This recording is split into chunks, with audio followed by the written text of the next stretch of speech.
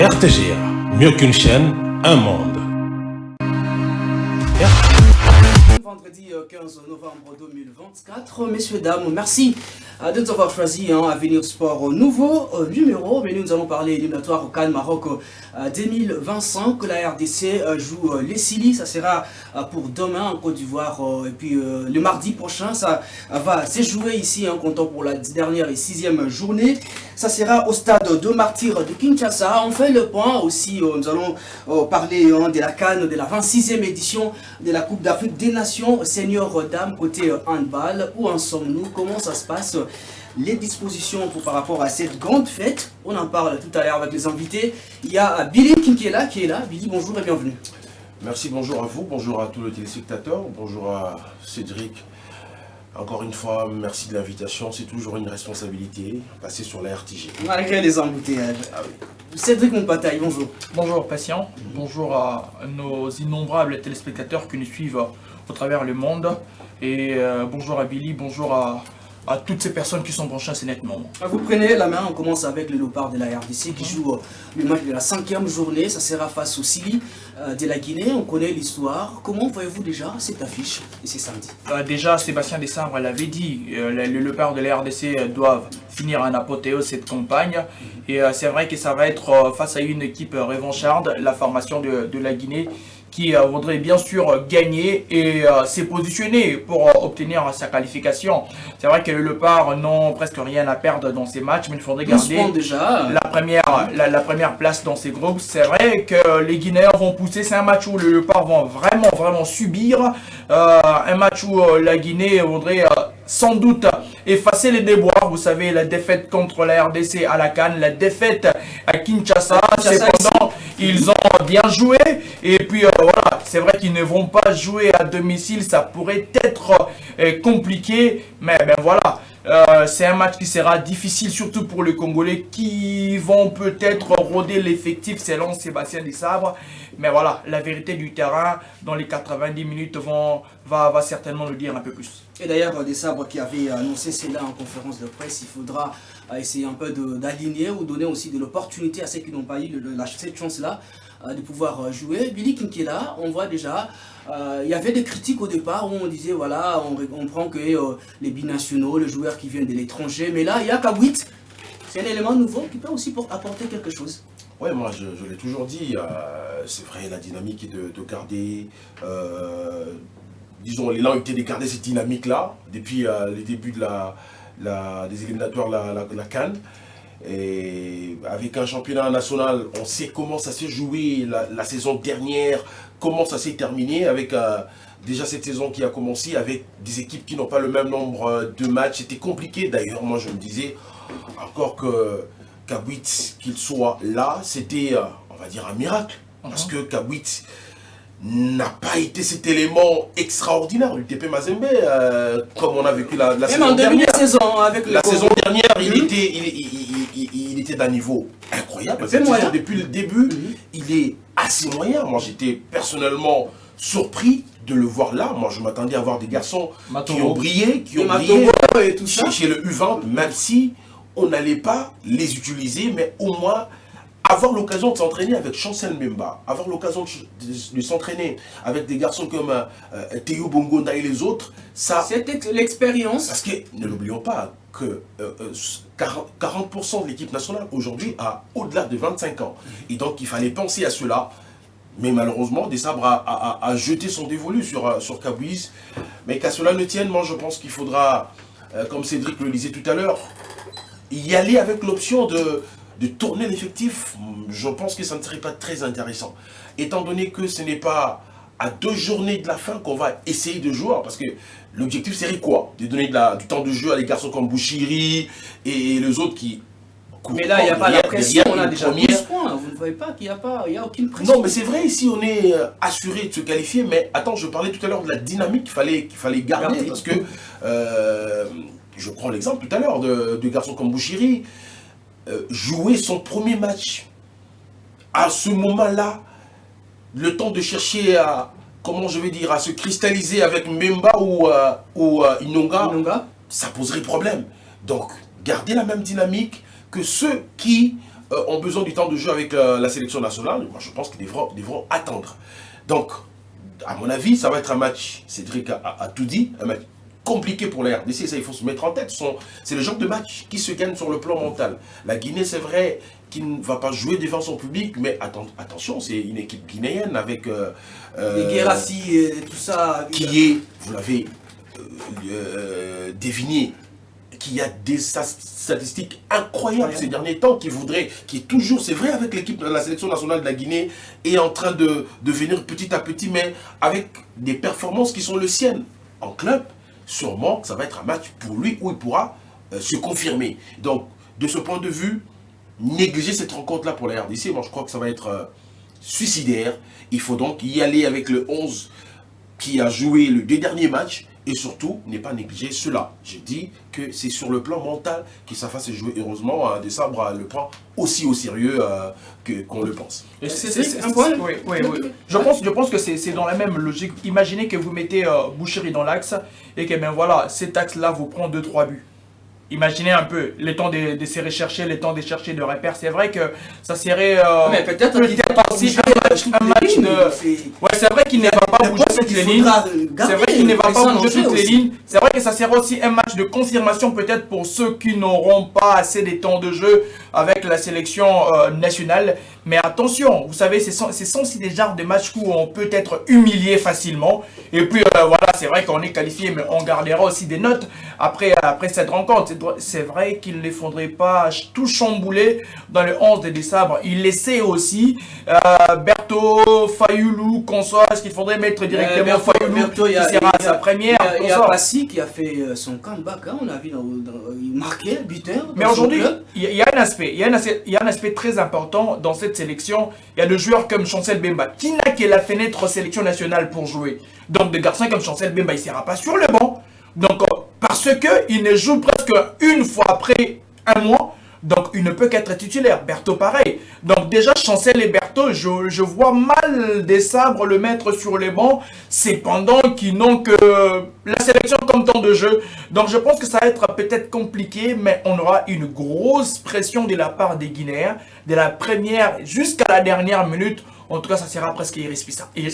Ça a été souligné par Guérassi, il l'a dit, en tout cas même les sélectionneurs en est au courant. Parlons un peu de l'attaque de cette équipe. Il y a Banza et tous ces jeunes-là qui donnaient l'opportunité. Parce que là, nous cherchons aussi une victoire pour se stabiliser. Mais je pense qu'aujourd'hui, il n'y a plus de débat sur ce point-là.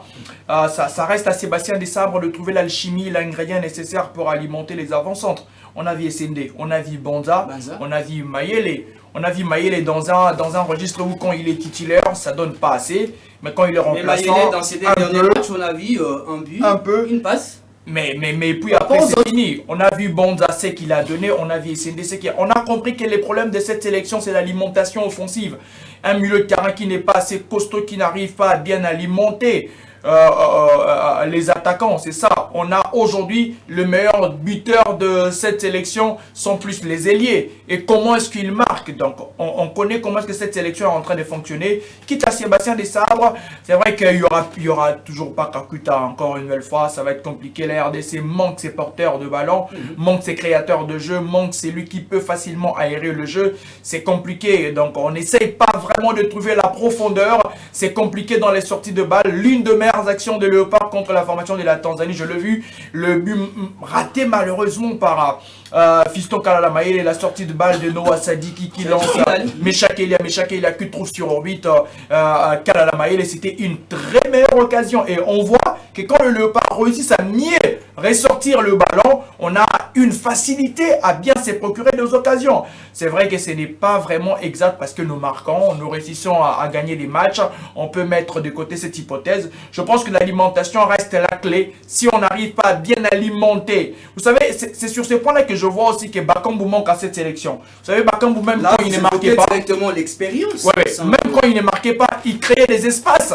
Quand vous revoyez les matchs au niveau de la Coupe d'Afrique des Nations, Bakambu était soit dans un appel qui ouvre l'espace pour un attaquant, était soit dans la dernière passe, dans l'avant-dernière passe. Donc cette faculté de mieux créer, c'est créer les espaces. J'ai pas vu ça en Banza, j'ai pas vu ça à Essendé, j'ai pas vu ça à Kalala Mayele. Donc je pense que ce sont des choses qui vont être retravailler, Merci. mais l'équipe nationale continue encore dans ces chantiers. Merci beaucoup, Billy. On sent quand même il y a les talents, mais l'immaturité par rapport à ce que Cédric venait de souligner.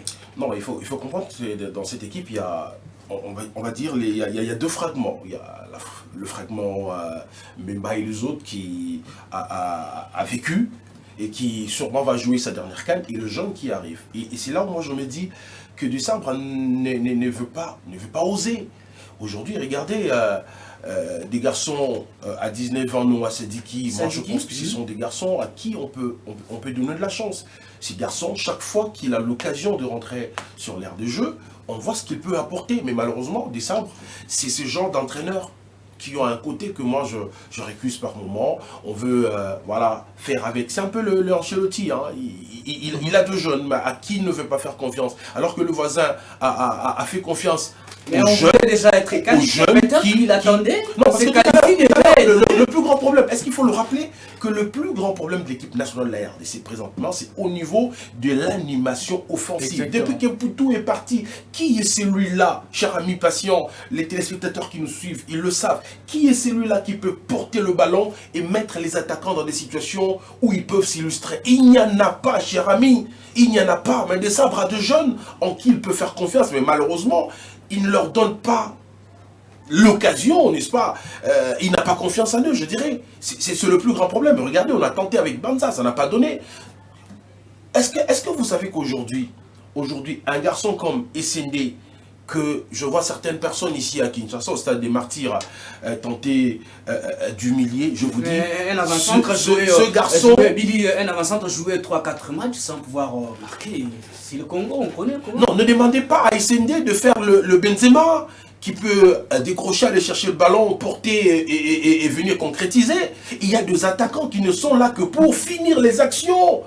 De toute façon, un avant-centre, on le juge, c'est vrai, en termes de nombre de buts marqués, mais quand on ne le met pas dans des situations où il peut s'exprimer, cher ami, il ne va pas faire la magie. Combien de fois ne l'a-t-on pas vu, le deux derniers matchs joués ici, décrocher, aller jusqu'au niveau du milieu de terrain, chercher le ballon parce qu'il n'y avait personne qui pouvait porter le ballon. C'est ça le problème, c'est vrai. On essaye de passer par le côté qui nous réussit bien ces derniers temps, mais ça ne réussira pas dans tous les matchs. Chercher à jouer avec la latéralité, oubliant que au niveau de l'animation, on a tenté à un moment donné avec Théo Wongo dans l'animation, ça n'a pas marché. Et donc, moi je pense que plus que jamais, il est temps pour de donner de la chance aux jeunes qui peuvent jouer ce rôle-là. Notamment Sadiki, moi je le vois demain par exemple, commencer le match et aérer le jeu de la RDC et mettre Moukaou par exemple, et mettre les attaquants dans des situations où ils peuvent s'illustrer. On va voir ce qu'ils vont donner, surtout que la dernière journée, ça sera à la maison hein, pour y parvenir ou une façon d'accompagner cette sélection de la RDC à la 6e et dernière journée face à l'Éthiopie au stade de Martyrs de Kinshasa. L'accès, donc il faudra acheter les billets, souvent qui se vendent comme vous le savez hein, via Illico Cash. Illico Cash, c'est important pour tour tribune centrale A et B, vous le saviez, et également disponible à la FECOFA, stade de Martyrs et toutes les maisons communales de la ville-province de Kinshasa. Donc les précisions à ce qui concerne l'accompagnement, ça c'est pour la 6e journée. On va basculer par les handball. Billy Kinkela, vous gardez la main. On sait que le mois de novembre sera exceptionnel côté handball à ce qui concerne la CAN, senior dame. Comment les choses se préparent déjà? Christian, Patient, j'étais chez Christian avant de venir ici. Non, Patient, on a la chance, la RDC a la chance, notre génération a la chance de vivre de façon exceptionnelle ce CAN qui arrive le 27. C'est une première, c'est vrai, en RDC et au niveau du comité d'organisation de cette CAN, on a pris les choses au sérieux.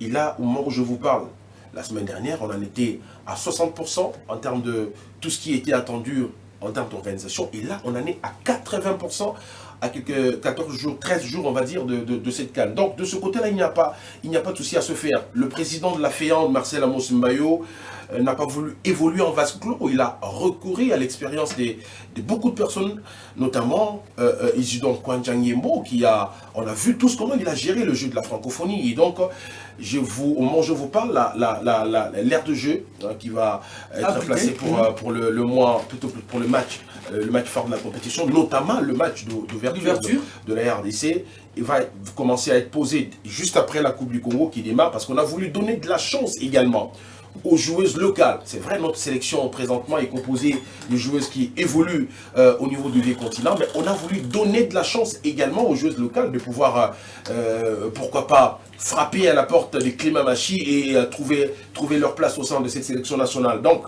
la Coupe du Congo se poursuit à Marière, et en même temps, les différentes commissions sont à pied d'œuvre. Vous avez par exemple vu la commission médias et presse qui a pensé mettre le journaliste dans des situations, parce qu'on est parfois très souvent football, et pour couvrir certaines disciplines, aujourd'hui on n'est pas très nombreux, par exemple, il y a des principes qu'il faudra respecter, l'historique. Il y a le jargon, l'historique, et ce background-là qu'il fallait avoir, et cela a été clôturé. Je crois que tous les journalistes, Cédric était présent, je vois mon ami il y avait aussi Sylvain Touvadien qui était présent. Tous les journalistes étaient très très contents de la manière dont le show s'est organisé. Et déjà d'ailleurs, la cérémonie du tirage au sort, dans un complexe au télé de la place, avait annoncé les couleurs.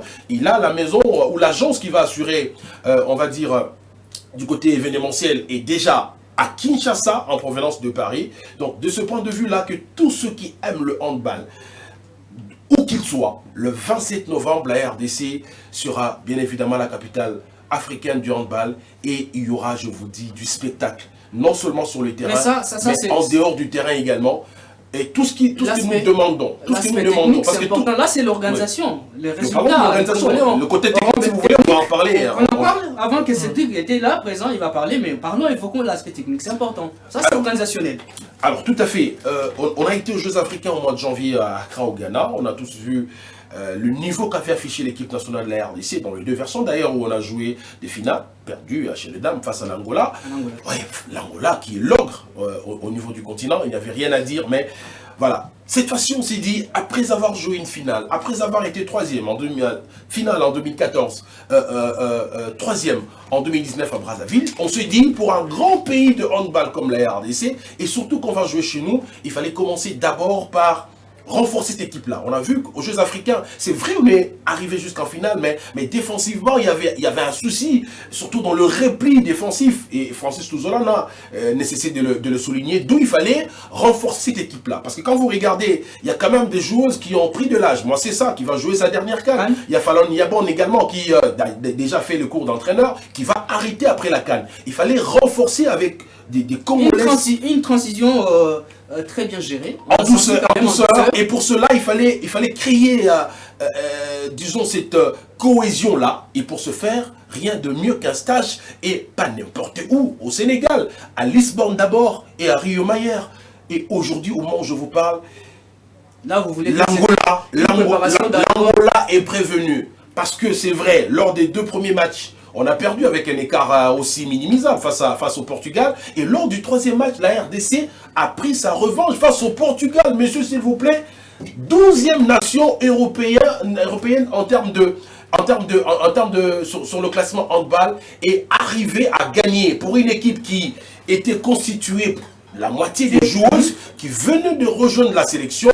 Et on peut dire aujourd'hui que le 2 stages du Portugal a porté le fruit, et que la RDC, c'est vrai, l'objectif pour la fédération, c'est rentrer dans le dernier carré pour espérer se qualifier à la maison pour la Coupe du Monde. Mais devant notre public, avec le niveau que moi je veux, le niveau affiché par les joueuses, et surtout la patte technique de Clémamachi, parce que Francis Touzolana a fait son temps, il fallait renforcer cette équipe avec un nouveau coach qui a fait ses preuves également au niveau européen, et Clémamachi a beaucoup apporté techniquement au sein de cette équipe. On a vu que les joueurs ont franchi un palier techniquement, et donc le 27, l'Angola est prévenu. Parce que le seul adversaire de la RDC pour cette CAN, c'est l'Angola qui nous a toujours battus, et qui nous a battus en finale lors des Jeux Africains. Cette fois-là, devant notre public, la RDC en tout cas, nous créer la surprise. Nous avons notre temps pour parler de handball. Ce sera jusqu'au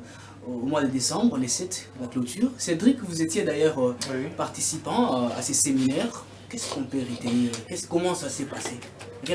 Ouais, ça s'est bien passé. J'ai compris que Billy était un peu sur sa soif. Comprenez qu'il est de la commission presse, donc il a assez de matière pour ça. Je pense que ça a été quelque chose de bien. Vous savez, dans une compétition, nous devons certainement apprendre et comprendre les b.a.-ba de cette compétition. Comment est-ce que cette compétition va se dérouler? C'est très important, vous savez. Je pense qu'en termes d'organisation, tout le monde est impliqué parce que deux fois, la presse est cette voix qui respecte deux fois beaucoup de choses. Les choses se font, on est exempté, on n'est pas appelé, personne n'est au courant qu'on sort. Mais là, on sent côté handball, il y a de la considération. En tout cas, la fédération veut que tout le monde... Et au-delà de ça, le président du comité olympique congolais et le président de la fédération de handball du Congo étaient là 2 jours dans ces séminaires. C'était exceptionnel. Au-delà de ces tâches, et surtout la dernière journée, il a passé près de 30 à 40 minutes dans un échange fructueux entre lui et le journaliste. On a crevé l'abcès sur toutes les questions liant à cette compétition. C'est vrai que cette compétition mettra encore en lumière la RDC sur sa capacité organisationnelle. Plusieurs jeux de la francophonie, il y a eu autre discipline, il y a eu côté fédération de boxe, on a vu quand même l'organisation, là c'est maintenant l'handball. Fédération de boxe, bon, je ne voudrais pas en parler, ces championnats qui, à part, hormis les journalistes, personne ne pouvait être au courant qu'il y avait un championnat de boxe. Mais je rentre sur le handball pour dire qu'aujourd'hui, on sent que la ville est mouvementée, il y a des panneaux, il y a les journalistes qui sont motivés. Et d'ailleurs, autrefois, c'est vrai que la Coupe du Congo qui n'était plus organisée, mais vous voyez que c'est une compétition qui va relancer aussi le handball. Parce que s'il y a Coupe du Congo, c'est-à-dire qu'on veut aussi que les talents locaux puissent... Voilà, c'est relancé. Donc je pense que c'est une compétition que la RDC a la chance d'organiser parce qu'on a des infrastructures aujourd'hui. Ces deux infrastructures vont permettre, le stade jumelé, le gymnase jumelé, allais-je dire, vont permettre à ce que la RDC puisse mieux organiser. Et vous savez, accueillir les différentes nations, ce n'est pas toujours facile. Mais si la RDC l'a accepté, d'ailleurs, le président Amos Mbayo avait dit que voilà, déjà pour ce week-end, après sa rencontre avec le ministre des Sports, nous serons déjà à presque 90% de tout ce qu'il fallait faire. Donc c'est un avantage, un acquis pour la RDC d'organiser. Et au-delà des prestations de nos dames qui sont restées sur une très bonne dynamique dans les différentes participations dans les éditions de la Coupe d'Afrique des Nations, ici à domicile, au-delà de l'ambition de se qualifier pour la Coupe du Monde, je pense qu'il serait mieux de ponctuer cette canne avec une coupe au pays, ça serait quelque chose de bien. Billy, c'est important qu'on évoque cette question. Il y a eu quand même le démarrage de la Coupe du Congo côté handball. Ça a démarré les jeudis. Par rapport aux éléments que c'est qui venait de souligner côté préparation, les locaux et tout ça. Mais moi je vais vous poser, vous allez répondre par rapport à ça. La question est celle-ci, de savoir, on vous sent, quand je parle on vous sent, je vois la fédération, beaucoup plus quand vous parlez Isidore Kwanja, l'expérience avec le 9e jeu de la francophonie, mais apparemment l'État n'est pas mis en avant-plan. Non, l'État est le seul partenaire de cette compétition, l'État qui fait déjà beaucoup, même si jusque-là on attend encore les moyens de l'État, on sait comment ça se passe chez nous. Très souvent, on donne les moyens aux fédérations la veille des compétitions. On espère que cette fois-ci, les choses ne vont pas se passer de cette manière-là, parce que ce qu'on a vécu avec le jeu olympique, vous le savez très bien, les athlètes sont rentrés en possession de leurs moyens 4 jours après que la compétition avait déjà démarré.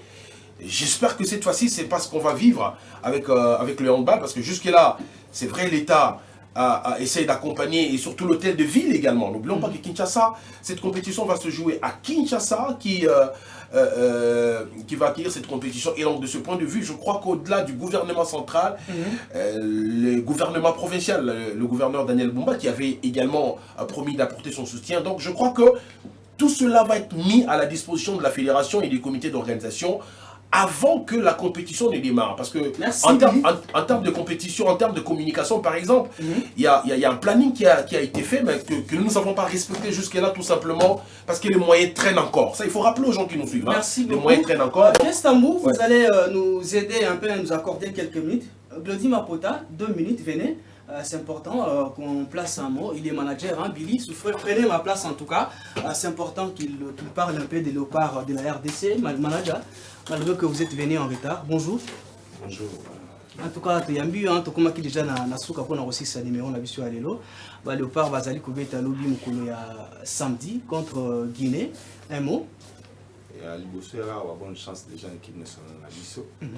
Nous sommes fiers par rapport à un niveau où coach Nabiso a comme équipe nationale. Donc, Mingi Olobaye, exacté par rapport à retard déjà, où ils ont bonne chance l'équipe nationale, tous ensemble, tous soutenir Bango, tous les qui bataillent les alliés pour me l'équipe nationale. Bataille ezali ebele toyebi que cet été plutôt na mercato oyo bauti kosalama ba transfert ebele avec le joueur nini toko ko retenir parce que toyebi que agence ezali ko transférer à côté quand ndenge tozomona ba image. Ouais, nous avons Sungi, donc mais que ça va transfert rebelle dans le mercato oyo. Mais on a dit que prochainement tu vas le faire au match. Merci beaucoup Billy. Nous sommes arrivés à la fin. Un mot. Allez, merci beaucoup. Donc, conclusion, je crois que, comme j'étais en train de dire tout à l'heure, les moyens vont être mis à la disposition du comité d'organisation à temps, parce que jusque-là, les confrères qui étaient au séminaire, le président l'a dit, que jusque-là, il attendait encore le moyen. Nous espérons que cela ne va pas venir tardivement, parce qu'il faut bien faire les choses, et surtout que c'est 11 nations que nous allons accueillir, il faut tout assurer. Et donc, c'est mon vœu le plus ardent à l'endroit du président de la République et tout son gouvernement. Il s'est déjà montré qu'il est un grand sportif. Citons. C'est une fierté pour la RDC d'avoir cette compétition, quitte au gouvernement de mettre tout à l'œuvre, comme l'avait dit la première ministre Judith Soumino, qui avait instruit au ministre des Sports de suivre le dossier de près. J'espère que tout sera décompté et que la RDC va vibrer au rythme de la balle au 7 mètres. Merci beaucoup Cédric, merci à Billy qui est là. Comprenez que les embouteillages, les retards souffraient en tout cas. Merci aussi à Manager, bien que vous êtes venu en retard. On se donne déjà rendez-vous dans les 7 prochains jours et surtout ne quittez pas à bonne suite des programmes sur nos antennes. Au revoir.